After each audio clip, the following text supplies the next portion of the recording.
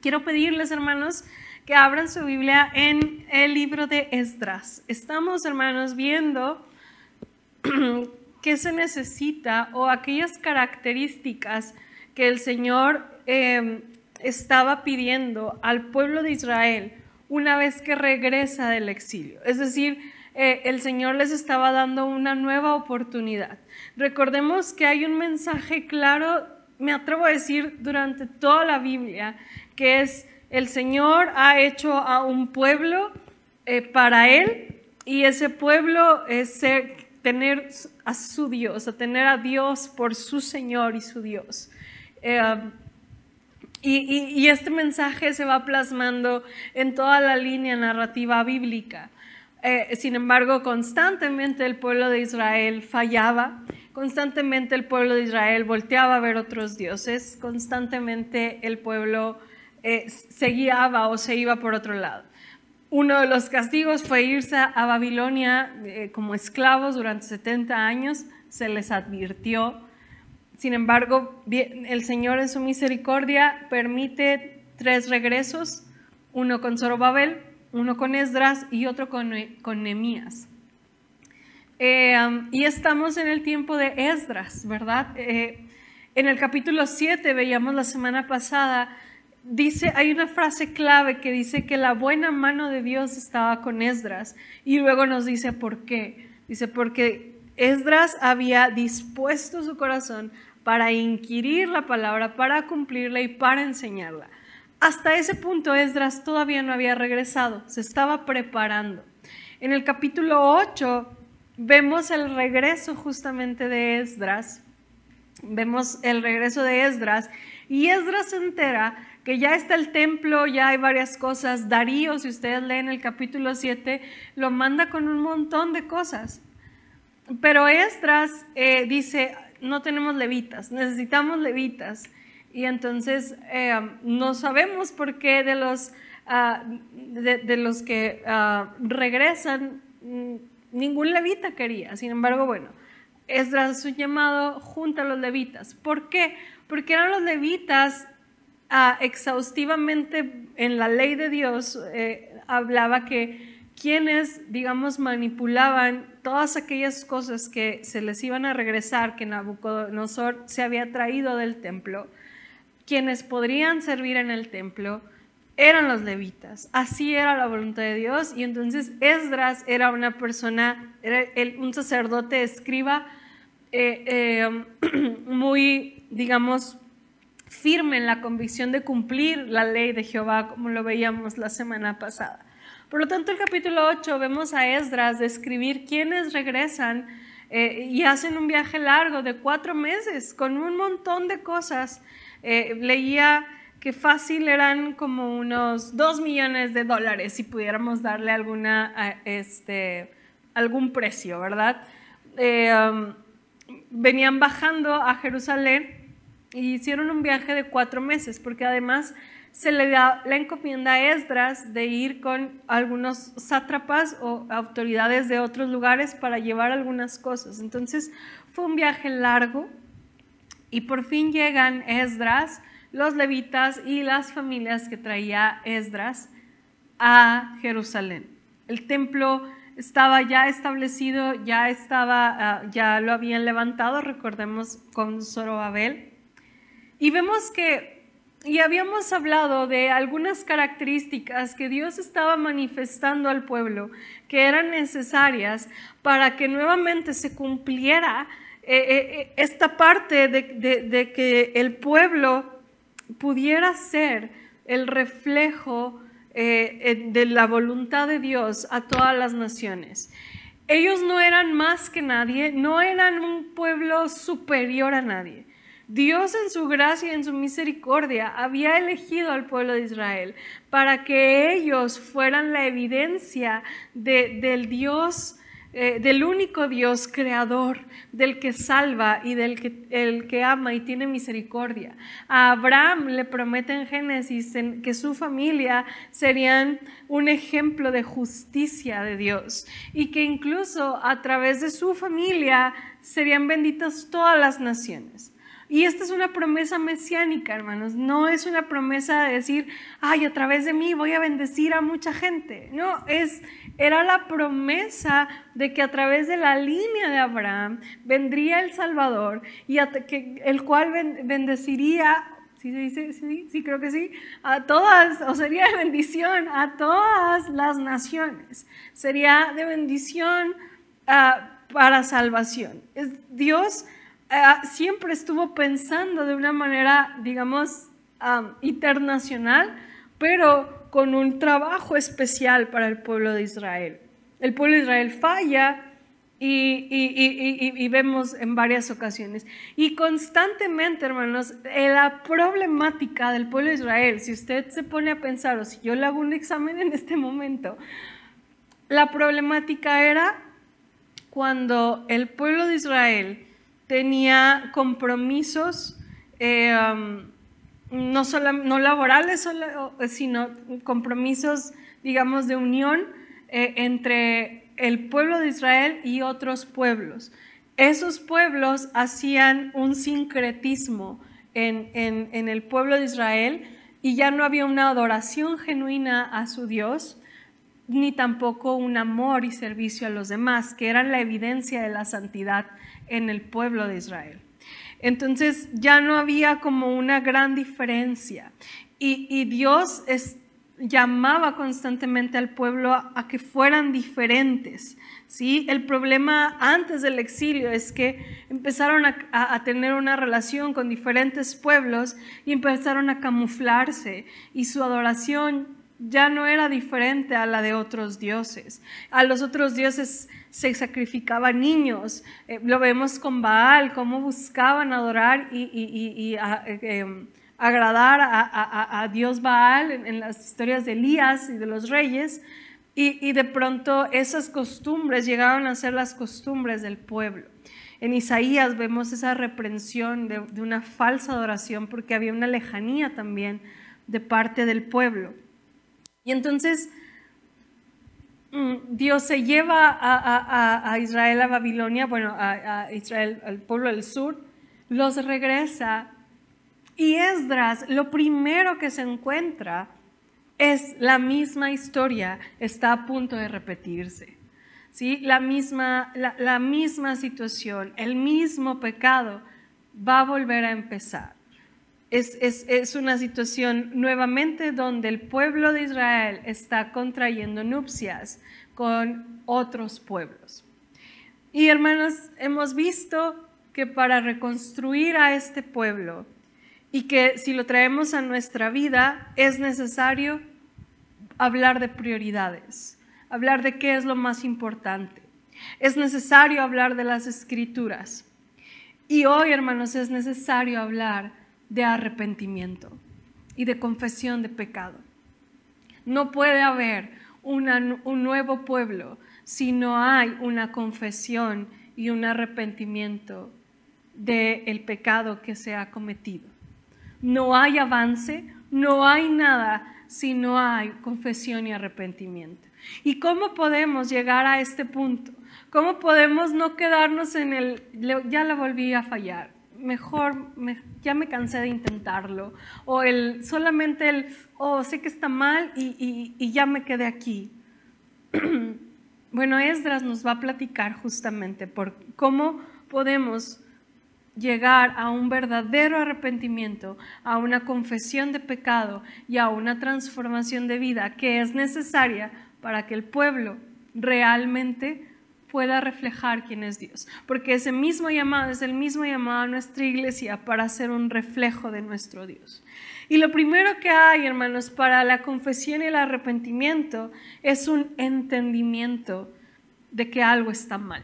Acompáñenme a Esdras 9, del 1 al 5. Dice así, déjenme lo leo en la Reina Valera, y ahorita tengo unas anotaciones en traducción viviente. Dice así: acabadas estas cosas, los príncipes vinieron a mí, diciendo, el pueblo de Israel y los sacerdotes y levitas no se han separado de los pueblos de las tierras de los cananeos, heteos, fereceos, jebuseos, amonitas, moabitas, egipcios y amorreos. Por ahí escuchaba, y todos los feos, y hacen conforme a sus abominaciones.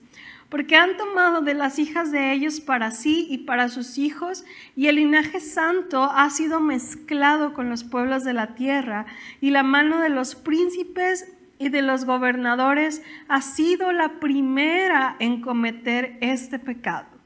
Cuando oí esto, rasgué mi vestido y mi manto y arranqué pelo de mi cabeza y de mi barba y me senté angustiado en extremo. Y se me juntaron todos los que temían las palabras del Dios de Israel a causa de la prevaricación de los del cautiverio. Mas yo estuve muy angustiado a la hora del sacrificio de la tarde, y a la hora del sacrificio de la tarde me levanté de mi aflicción.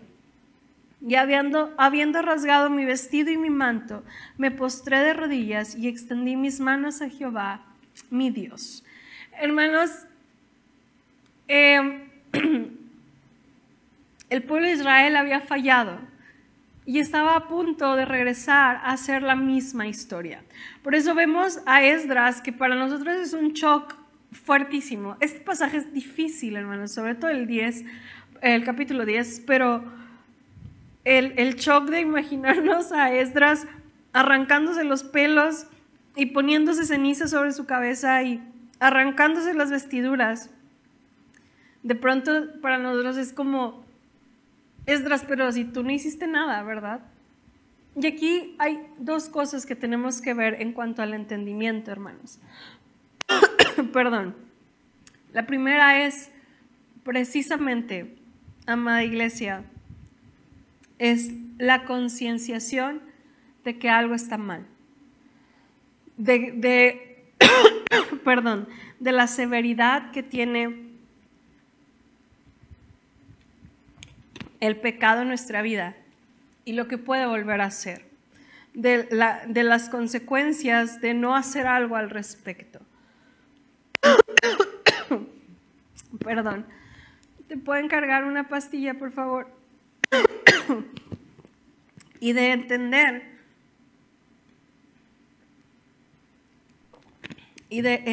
hermanos, que hasta dónde puede llegar nuestra falla al Señor. Perdón. La endogamia o el matrimonio de un grupo selecto se había convertido en un principio de la nueva comunidad. Perdón. Porque se daban cuenta que el matrimonio mixto, hermanos, va a crear diversas problemáticas. No solo es el sincretismo, no es solamente el pecado como tal, sino es también que Dios había prometido que iba a ser una línea, un linaje de ahí.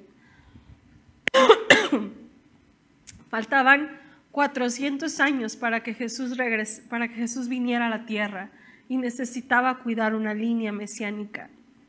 Hermanos, Dios es un Dios que no trabaja conforme a sus caprichos, sino podemos confiar en Él porque Él se somete a lo que Él ha dicho y a sus promesas. Y Él promete que por medio del linaje de Israel vendría Jesús. Y Él tenía que cuidar esa línea.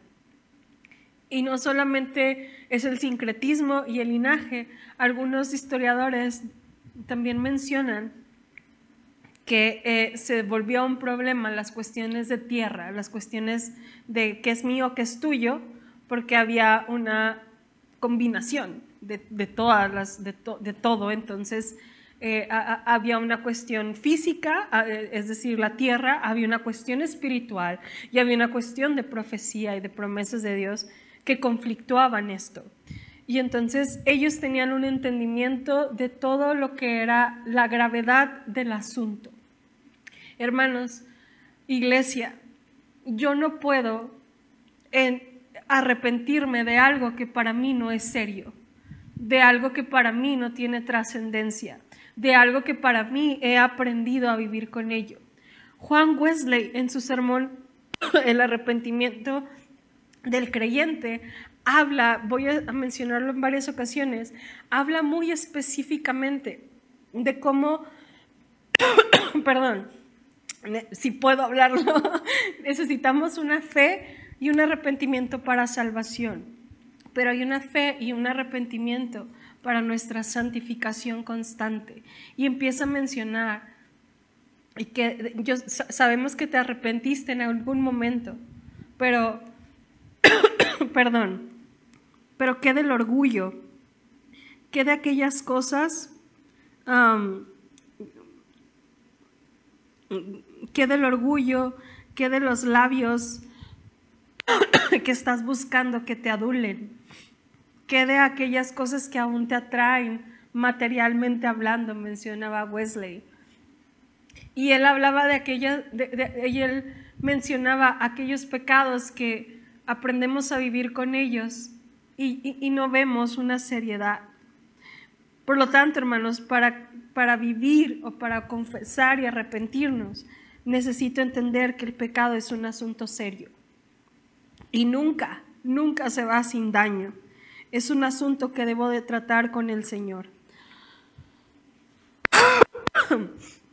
Y también, hermanos, es fácil ver el pecado ligeramente en un mundo que no le da mayor trascendencia, pero debemos ver el pecado con la misma seriedad que lo vio Esdras. La oración de Esdras confiesa los pecados de su pueblo. Y esto también es bien maravilloso porque Esdras no tenía una esposa. Esdras no había hecho esto. Las cabezas empezaron a hacerlo, los sacerdotes y otras personas. Pero Esdras tuvo una actitud de arrepentimiento, aunque él no lo haya hecho. ¿Y cuántas veces nosotros, hermanos, en un sentido de superioridad,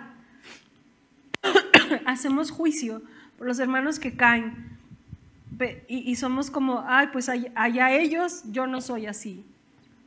Allá ellos y que Dios los castigue, yo no soy así. Pero encuentro un Esdras preocupado y ocupado en el pecado de su familia y de sus hermanos, haciéndose no responsable de una manera, haciéndose responsable no de una manera literal,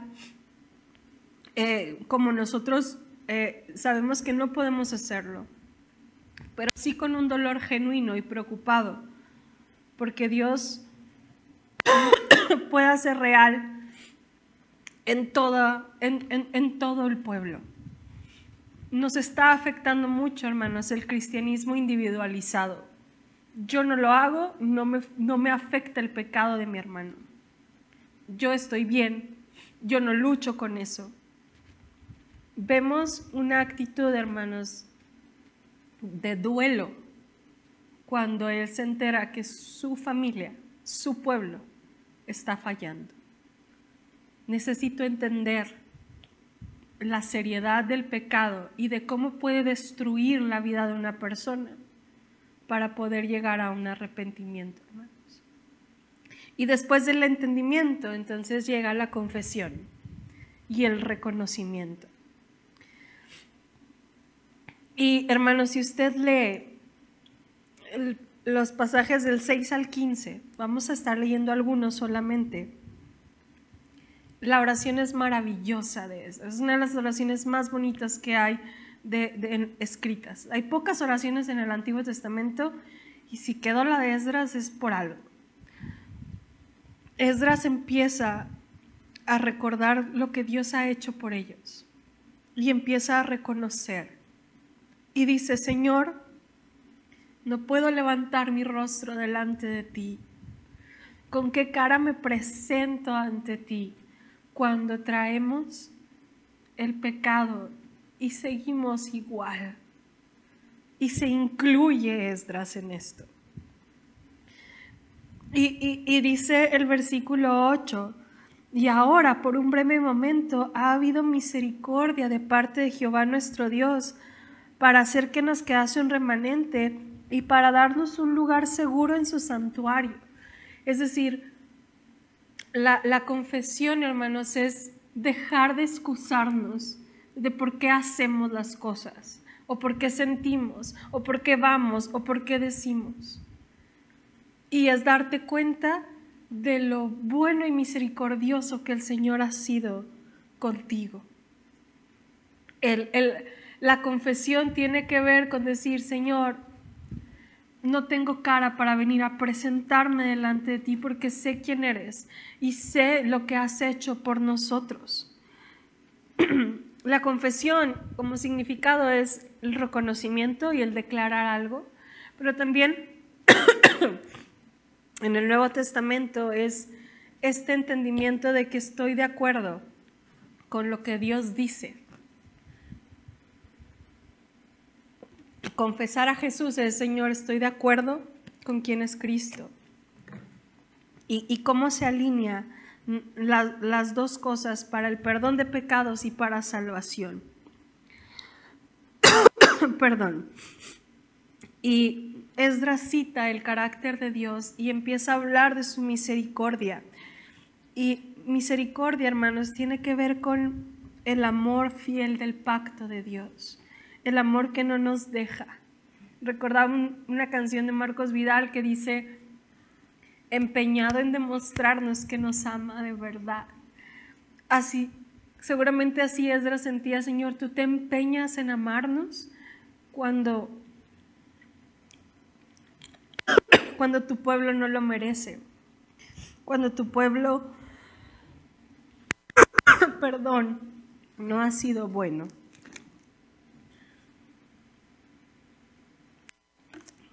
Versículo 10 dice: pero ahora, ¿qué diremos? Oh Dios nuestro, porque nosotros hemos dejado tus mandamientos.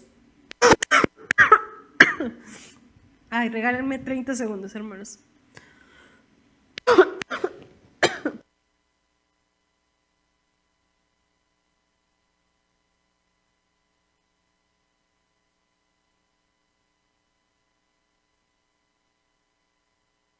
Listo. Ay, hace una semana que no hablaba tanto. Dice el versículo 10: oh Dios nuestro, ¿qué diremos después de esto? De entender tu gracia y tu amor, de entender que tus profetas hablaron y nos dijeron y nos advirtieron. Apaga si quieres, por favor. Y nosotros no lo entendimos. Y aún así, tú te dignas a darnos una nueva oportunidad. Hermanos, la confesión de pecado es reconocer y dejar de escudarnos y excusarnos y buscar culpables. En la oración de Esdras, si usted la lee a conciencia, no hay excusas, no hay pretextos, no hay búsqueda de culpables.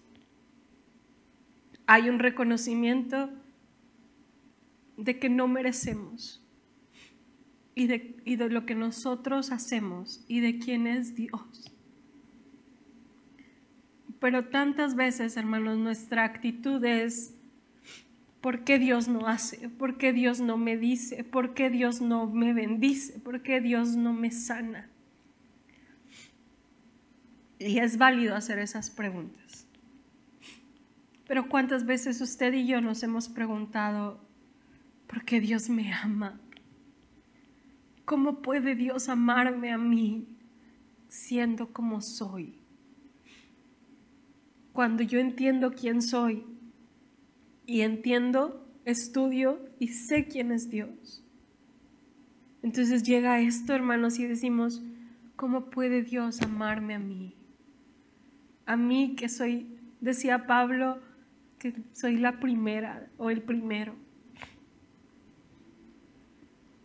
Esto es lo que puede producir arrepentimiento en nuestras vidas.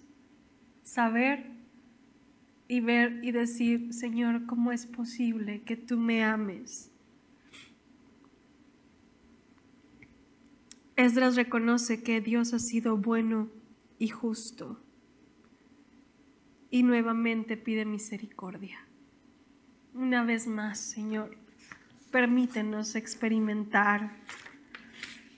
No tenemos cara, ya pagamos por lo que hicimos y regresamos, pero ten misericordia una vez más. Iglesia, si no se vela y ora constantemente, se encontrará que la concupiscencia revive y lucha por hacernos caer, del sermón de Wesley, hasta que ya casi no tiene uno fuerzas para resistir. Se puede sentir el asalto de las pasiones desordenadas, una fuerte inclinación a dar culto a las criaturas antes que al Creador, ya sea un hijo, un padre, un esposo, esposa o un amigo. Se puede sentir de mil maneras el deseo por las cosas y los placeres terrenales. En la misma proporción, uno se va a olvidar de Dios. Esta es la confesión. Esdras no afirmó excusa o razón por su pecado. Israel había pecado y eran culpables. Por lo tanto, es apelar a la misericordia de Dios. Esdras entendía que no era posible estar en la presencia de Dios. Esdras reconoció, hermanos, que el pecado era grave, que nadie peca sin afectar a otros, que él también había pecado a pesar de que no tenía una esposa pagana, y que el amor de Dios y su misericordia habían salvado a la nación cuando ésta no había hecho nada para merecerlo. Hermanos, ¿qué tenemos hoy que merezcamos? ¿Qué tienes hoy en tus manos que no sea por su gracia y su misericordia? Necesitamos regresar a entender su grandeza y nuestra pequeñez, su perfección y nuestras debilidades.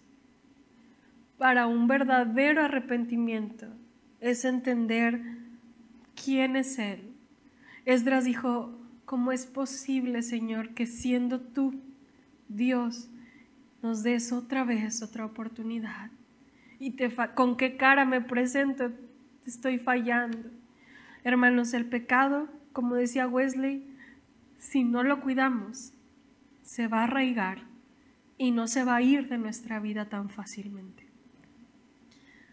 Sea con lo que nosotros luchemos, sea visible, sea el orgullo, el amor al dinero, sea la pornografía o algo que no podamos ver, sea la lucha que sea,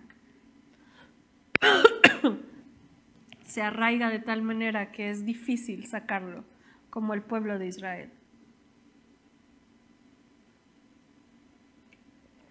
Dice la Biblia que en el capítulo 10, Esdras entiende junto con parte del pueblo y se arrepienten y lo reconocen, pero no se quedan ahí. No se quedan en un entendimiento de decir, ay, si lo volvemos a hacer nos va a ir mal. No. Reconocen y confiesan y piden perdón, entienden su grandeza, la grandeza de Dios y la pequeñez del pueblo. Entienden que la misericordia de Dios no la merecen, pero ruegan una vez más por ella. Y 3, hay una resolución o hay una restitución al respecto. Habrá situaciones, familia, que no podamos restituir. Habrá situaciones que estamos llamados a restituir. Y quiero hacer una nota aclaratoria, hermanos.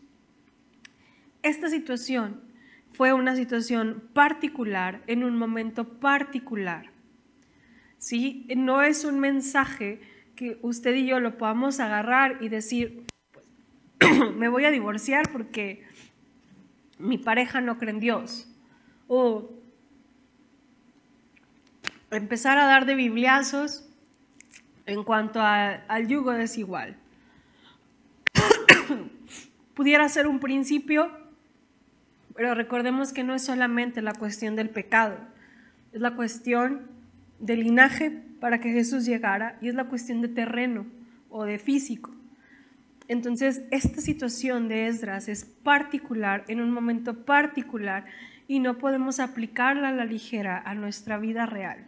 Lo que podemos entender, y el principio bíblico, es el pecado que estaba de raíz en el pueblo de Israel y tenía que quitarse, y fue muy severa la forma en que se quitó, porque tuvieron que separar familias, porque tuvieron que separar a las mujeres extranjeras. No fue culpa de Esdras, fue una consecuencia de las decisiones de ellos.